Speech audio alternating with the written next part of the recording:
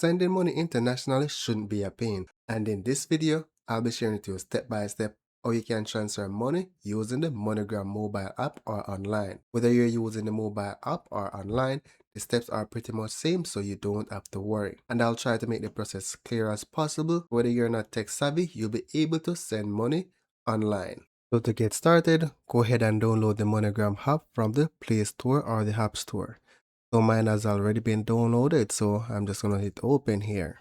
If you're new to MoneyGram, go ahead and select sign up, complete your profile, and then agree and continue to complete the registration. I already have an account, so I'm just gonna log in and show you the rest of the steps. Once you're in the app, just go ahead and select send to start the process of transferring money. Here it shows where you're sending to change the country.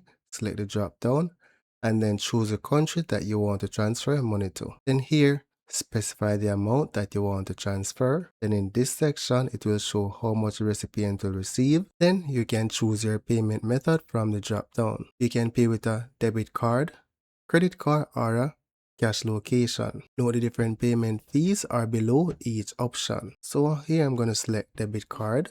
Then you're going to choose a delivery method. So from the drop down, you can choose between a direct bank account deposit, a cash pickup location, or cash pickup at a partner location.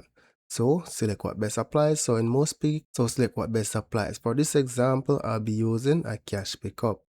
Then go ahead and select continue. Here you need to provide the receiver's information. You can add them from your contact or you can add them manually. So I'm going to select add manually. Provide the receiver's first name, their middle name is optional, their last name, and then select continue.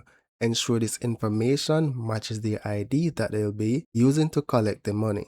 And you can also send money to yourself. Now on this page, you'll be required to provide your payment information and your billing address and then select continue. Once you have successfully added your card, you'll be navigated to the fraud prevention page.